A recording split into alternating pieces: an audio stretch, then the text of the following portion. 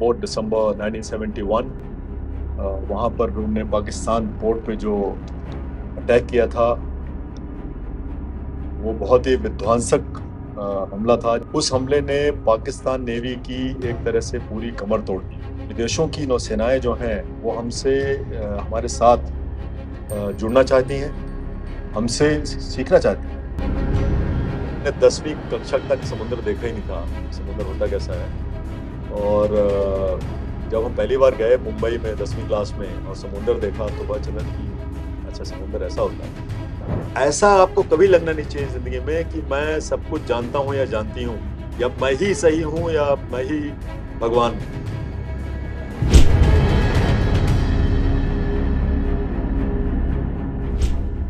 नमस्कार दोस्तों। 4 दिसंबर को इंडियन नेवी डे है और इस मौके पर नवभारत टाइम्स ने एक पूरी सीरीज की जिसमें हमने अपने रीडर्स को नेवी में चल रहे मॉडर्नाइजेशन के बारे में और नेवी के अलग-अलग पहलुओं के बारे में बताया। और हम अपने रीडर्स से हमने वादा किया था कि हम सेलेक्टेड रीडर्स को नेवी चीफ से सिर्फ मिलने का ही नहीं बल्कि सवाल पूछने का भी मौका देंगे। तो आज हम अपना वादा पूरा कर रहे हैं। हमारे सेलेक्टेड रीडर्स यहाँ हैं, एनबीटी के सीनियर एडिटर्स यहाँ हैं, नेवी के स्पोक्स पर्सन कैप्टन विवेक मधवाल जी हमारे साथ हैं और हमारे साथ हैं navy chief admiral Dinesh Tripathi. Sir बहुत बहुत धन्यवाद हमारे लिए वक्त निकालने के लिए। स्टूडेंट्स के रीडर्स के बहुत सारे सवाल हैं लेकिन शुरू हम करते हैं नेवी डे से। सबको पता होगा कि 1971 की वॉर में नेवी का एक बहुत अहम योगदान था। 4 दिसंबर को नेवी डे इसलिए मनाते हैं क्योंकि 4 दिसंबर को नेवी ने ट्राइडेंट स्टार्ट किया था जो कराची पोर्ट पर अटैक था, बेहद सफल ऑपरेशन था और 4 दिसंबर को हम बेसिकली नेवी की बहादुरी सेलिब्रेट करते हैं। तो सर 1971 से अब तक नेवी कितनी बदली है और अगर हम अपने पड़ोसी मुल्कों को देखें हम कहाँ खड़े हैं? देखिए 1971 से 2024 में नेवी बहुत ज़्यादा बदल चुकी है, both in terms of capacity, capability, technology, the human resources, infrastructure, the thought process. But going back to the that eventful day of 4th December 1971, when our naval units वहाँ पर उन्होंने पाकिस्तान पोर्ट पे जो अटैक किया था वो बहुत ही विध्वंसक हमला था जिससे कि पूरा पोर्ट कई दिनों तक अब्लेज था। और उस हमले ने पाकिस्तान नेवी की एक तरह से पूरी कमर तोड़ दी और उससे फिर वो उभर नहीं पाया। तो इसलिए हम, जैसे आपने बोला कि हमने 4 दिसंबर को हम अपना नेवी डे सेलिब्रेट करते हैं और ये पूरे हर स्टेशन में होता है। हमारे हर नौसैनिक को पता है, हमारे सभी जो वेटरन्स हैं उनको पता है। और काफ़ी साल हो गए हैं 1971 से लेकर, बट उस समय की नौसेना जो थी और आज की जो नौसेना है वो टोटली डिफरेंट है। हमारे पास उस समय भी कुछ कैपेबिलिटीज़ थी और आज की कैपेबिलिटी से अगर तुलना की जाए तो आजकल हम दुनिया की फर्स्ट 4 और 5 नौसेनाओं में गिने जाते हैं। पूरे देश की विदेशों की नौसेनाएं जो हैं वो हमसे हमारे साथ जुड़ना चाहती हैं, हमारे साथ अभ्यास करना चाहती हैं और हमसे सीखना चाहती हैं, जिस तरह से हम उनसे सीखना चाहते हैं। तो इस तरह से हमारी नौसेना, अगर मैं कहूँ अंग्रेजी में, कि has come of age and हम एक विश्व की एक सर्वोत्तम नौसेनाओं में से एक है। जी, रीडर्स से हम सवाल लेते हैं। सबसे Chitra. My name is Chitra Paliwal. I am from studying in class 11 science stream from M Public School, Pritampura. Sir, it was my dream which came true after meeting you. When I got to know that I'll be meeting a person like you, I'll meet you. And my question to you is, what is the difference between the Navy and the Merchant Navy? Can you please guide us on this subject? बहुत ही अच्छा सवाल आपने पूछा है, क्योंकि हमारे कई देशवासियों को, एंड स्पेशली जो हिंटरलैंड के स्टेट्स हैं जहाँ से मैं आता हूँ, मध्य प्रदेश से, जैसे यहाँ पे कई लोगों ने समुंदर शायद कभी ज़िंदगी में देखा नहीं है। मैंने खुद ही समुंदर क्लास 10वीं में पहली बार देखा था। उनको शायद ये जो आपने क्वेश्चन पूछा है बहुत बेसिक लगता है कई लोगों को, लेकिन कई सालों तक जब मैं इंडियन नेवी में हूँ और मैं छुट्टी में जाता था तो लोग कंफ्यूज करते थे कि शायद मैं मर्चेंट नेवी में हूँ। और देखिए मर्चेंट नेवी जो है वो मर्केंटाइल नेवी है, जो कि समुद्री रास्तों से हमारे आयात और निर्यातों को एक तरह से मींस प्रोवाइड करती है। तो जो हमारा ट्रेड है, किसी भी देश का ट्रेड है, और हम लोग तो मैरीटाइम नेशन है, हमारा 95% ट्रेड बाय वॉल्यूम वो समुद्री रास्तों से जाता है। 95% by volume and 68% by value, ये समुद्री रास्तों से जाता है। और ये डेटा अगले कई दशकों में कोई चेंज नहीं होने वाला है। तो समुद्रों पे तो हरदम एक तरह से डिपेंडेंसी रहेगी। तो मर्केंटाइल मरीन या मर्चेंट नेवी में जो लोग काम करते हैं वो हमारे ट्रेड को एक जगह से दूसरे जगह ले जाने में मदद करते हैं। बहुत अच्छा काम कर रहे हैं वो लोग, क्योंकि अगर वो काम नहीं करेंगे तो हमारा ट्रेड नहीं होगा। इंडियन नेवी जो है वो इंश्योर करती है कि वो अपना ये काम कर पाए। वो काम कब कर पाएंगे? जबकि जिस रास्ते से वो जा रहे हैं, जहां वो ऑपरेट कर रहे हैं, हमारे जो आसपास समुंदर हैं, ओशंस हैं, सीज हैं, वो बिल्कुल सेफ रहें, जिससे कि वो अपना काम कर पाए। तो मैरीटाइम सिक्योरिटी जिसको हम लोग बोलते हैं, उसका वो हमारा इंडियन नेवी का काम है। और जहां भी हमारे नेशनल मैरीटाइम इंटरेस्ट, जैसे मैंने बोला है, जहां भी हैं, उनकी सुरक्षा प्रदान करने के लिए हम लोग अपने देश के प्राइम मैनिफेस्टेशन हैं। और बहुत सारी एजेंसीज भी हैं जो काम करती हैं, बट प्राइम मैनिफेस्टेशन जो ऑफ नेशनल मैरीटाइम सिक्योरिटी जो है वो भारतीय नौसेना है। भारत की गवर्नमेंट ने हमें ये अथॉरिटी भी दे रखी है, हमारे ऊपर ये एक तरह से विश्वास किया है कि मैरीटाइम सिक्योरिटी, चाहे वो ऑफशोर सिक्योरिटी हो, चाहे कोस्टल सिक्योरिटी हो, वो भारतीय नौसेना ही लीड में रहेगी। Aditya. Aditya Sharma, studying in class 11th from science stream from Public School. And so I feel highly obliged to have a word with you. And my question to you is that what are the career options available in the Indian Navy and what are the qualifications required for it, as many people don't know about it? भारतीय नौसेना में हम लोग तीन तरह से सर्व कर सकते हैं। एक तो ऑफिसर बन के सर्व कर सकते हैं लीडरशिप रोल्स में। एक हमारे जो नौसैनिक हैं, सेलर्स हैं, वो ज़्यादा है नंबर्स में। उस तरह से हम नौसेना की में सेवा कर सकते हैं। और फिर तीसरा है डिफेंस सिविलियंस, जो कि अगर आप यूनिफॉर्म में नहीं है, लेकिन हमारे पास डिफेंस सिविलियंस भी हैं जो कि उतना ही अच्छा काम कर रहे हैं जितना जो यूनिफॉर्म में वो काम कर रहे हैं। तो ये तीनों रास्ते अवेलेबल हैं। हमने कुछ साल पहले ये डिसीजन ले लिया था कि हमारे जितने भी ऑफिसर कार्डर होंगे वो सब टेक्निकल ग्रेजुएट्स होंगे, एक दो छोड़ के। तो उसमें भी दो तरह की एंट्रीज हैं। एक तो इंडियन नेवल एकेडमी जैसे है, या तो आप नेशनल डिफेंस एकेडमी में जा सकते हैं या इंडियन नेवल एकेडमी में डायरेक्टली जा सकते हैं, और आपको 4 साल की ट्रेनिंग के बाद आपको बीटेक की डिग्री मिलेगी।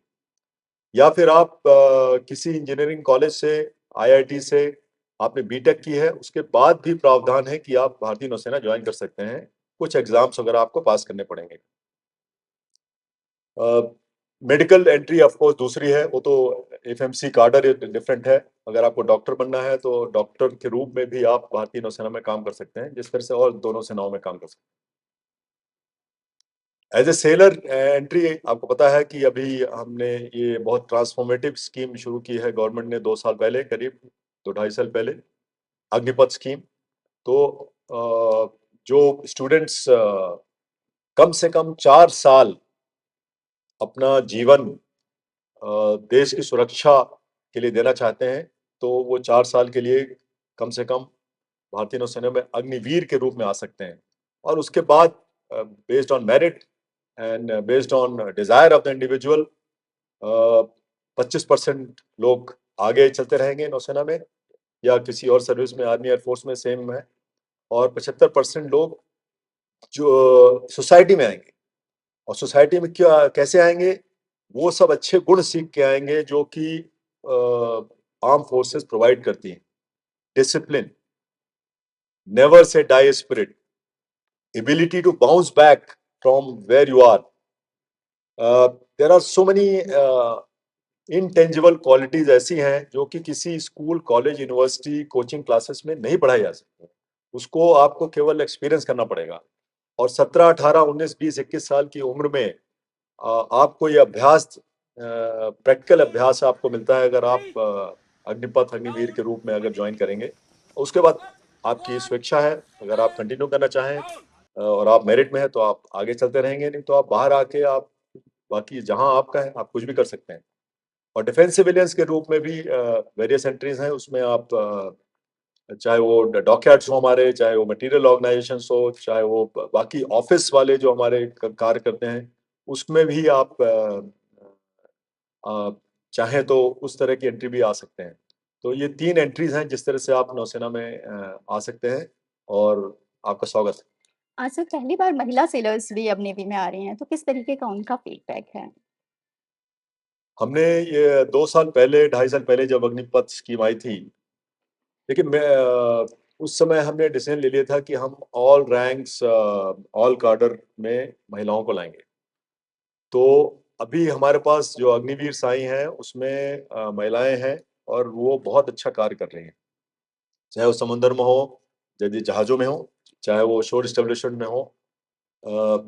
मैं चीफ ऑफ पर्सनल था जब ये स्कीम इम्प्लीमेंट हुई थी और मैंने उनसे बेसिक ट्रेनिंग, जो एस्टेब्लिशमेंट हमारा आईएनएस चिल्का है वहाँ भी जाके मिला मिला था मैं। फिर मैं उनसे समुंदर में भी मिला और उसके बाद फिर मैं लास्ट जुलाई में उनकी पासिंग आउट परेड थी जो 3rd बैच की शायद, वहाँ पर भी मिला। और उनका जोश, जुनून, जज्बा और जो इंथुजियाज्म है वो देखने का लायक था और बहुत ही अच्छा है। बिल्कुल देख के दिल को खुशी होती है और मुझे पूरा विश्वास है कि वो बाकी अग्निवीरों से कंधे से कंधा मिलाकर काम कर रही हैं और हम कोई उनमें दोनों में कोई भेदभाव भेदभाव नहीं रख रहे हैं कि इनको कम काम दिया जाए, इनको ज़्यादा काम दिया जाए। दोनों जो काम करना है, दोनों को सेम काम करना है। तो हमारा एक्सपीरियंस बहुत अच्छा है अभी तक। जी। Riyanshu? Jai Hind sir, myself Riyanshu Agarwal from class 11th science stream studying in Public School. As we know that precise navigation plays a crucial role in the naval operations. So my question is, what is the role of the satellite technology and the advanced sensors in the success of these operations? बहुत अच्छा सवाल है आपने, use of technology in modern warfare. So देखिए, दो शब्द हम use करते हैं, बैठ जाइए। 2 शब्द हम यूज करते हैं, एक होता है नेचर ऑफ वॉरफेयर, एक होता है कैरेक्टर ऑफ वॉरफेयर। तो नेचर ऑफ वॉरफेयर है कि जब लड़ाई होती है, होनी नहीं चाहिए, जब जब होती है तो उसमें यूज ऑफ फोर्स यूज होता है, डैमेज होता है, डिस्ट्रक्शन होता है, unfortunately there is loss of life. So nature of warfare has not changed over the years, but the character of warfare has certainly evolved and largely dependent upon the technology. तो technology ने जो character of warfare है वो change कर दिया है अभी। तो जिस तरह से हम लड़ाई लड़ते हैं वो चेंज हो गई है बिकॉज ऑफ टेक्नोलॉजी। तो हम लोग ऐसी टेक्नोलॉजी ला रहे हैं और हम लोग नहीं, हमें सभी जितने भी देश हैं जो हम अभी देख रहे हैं, चाहे रशिया यूक्रेन वॉर हो, चाहे वेस्ट एशिया में जो चल रहा था अभी तक ये युद्ध, अभी भी कुछ चल रहा है, जो जिस तरह की टेक्नोलॉजी यूज हो रही है और जिस तरह की कॉन्सिक्वेंटली टैक्टिक्स यूज हो रही हैं, वो सब टेक्नोलॉजी के बदौलत ही हो पाया है। और हम भी पूरी हमारी नौसेना भी हम चाहते हैं कि हम टेक्नोलॉजी कब में आगे रहें और जिससे कि हम कभी सरप्राइज ना हो कि कोई ऐसा चीज़ हमारे एडवर्सरी के पास आ जाए और हमें पता नहीं है। तो हम उसके लिए हरदम तैयार रहना चाहते हैं। इसलिए हमने 2 साल पहले एक हमने इनिशिएटिव शुरू किया था 2022 में, स्वावलंबन, जिसमें हम चाहते थे कि जितने हमारे डीपीएसयूज हैं, पीएसयूज हैं, एमएसएमईज हैं, स्टार्टअप्स हैं, वो लोग आएं और दिखाएं कि वो लोग, उनके पास क्या टेक्नोलॉजी है।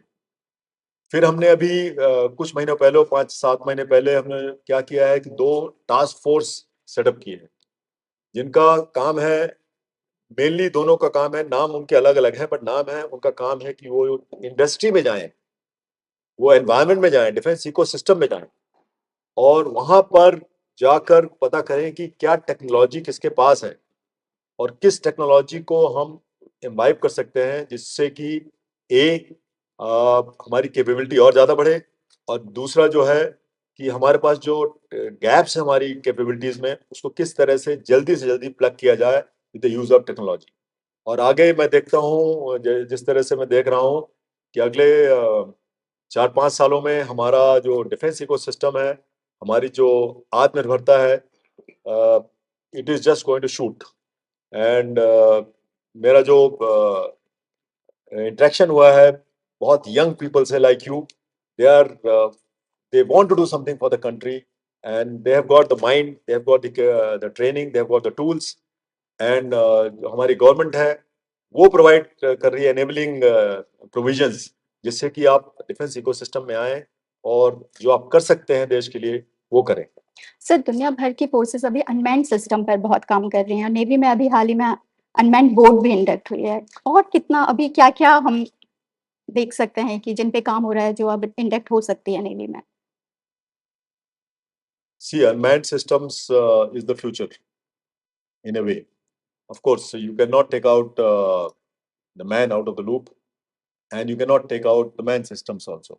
But इसलिए हम बात कर रहे हैं मैन अनमैन टीमिंग की और वो फ्यूचर है क्योंकि अनमैन सिस्टम्स एक तो man out of the loop हो जाता है, so the something happens to that platform then at least the man is not hurt. Secondly, उनको overall operation also it is much cheaper than the manned systems in most of the times. Thirdly, ऐसे कई operations जो unmanned systems कर सकते हैं जहाँ पर human का जाना मुश्किल है, वहाँ वो जा ही नहीं सकता वहाँ पर। तो भारतीय नौसेना भी कोई डिफरेंट नहीं है। हम लोग ने पिछले 4-5 सालों में जो कुछ भी देश विदेश में हो रहा है उसको उससे हमने काफ़ी कुछ सीखा है और हमारा रोड मैप भी है, वो अभी का नहीं है, कई साल पहले का हमारा अनमैन्ड रोड मैप है। तो हमने कई तरह के अनमैन्ड सिस्टम्स ऑलरेडी इंट्रोड्यूस कर दिए हैं भारतीय नौसेना में और अब हम देख रहे हैं कि हमारी जो इंडिजिनियस डिफेंस इकोसिस्टम है, वहाँ से क्या हम अनमैन्ड सिस्टम ला सकते हैं और मैं आपको ये आश्वस्त करना चाहता हूँ कि हमारा एक्सपीरियंस बहुत अच्छा है और अगले कुछ सालों में उसका रिजल्ट आएगा। आपने वो स्वावलंबन 2024 में हमारे ऑनरेबल रक्षा मंत्री ने उसका फ्लैग ऑफ किया था जो अनमैन्ड बोट का, जो कि बॉम्बे से टूटीकोरिन गई थी autonomous, covering a distance of almost 1500 kilometres. तो ये तो केवल ट्रेलर है मेरे ख्याल से। आगे आने वाले दिनों में मुझे पूरा विश्वास है कि आप जैसे नौजवान जो मेरे सामने बैठे हैं, वो देश का नाम गौरवान्वित करेंगे और बहुत सारी ऐसी टेक्नोलॉजी लाएँगे जो कि हमें और अच्छे तरह से मजबूत करेगी हमारी सेनाओं को और as a naval chief, I invite you to be part of our journey to become more technology advanced and proficient. A,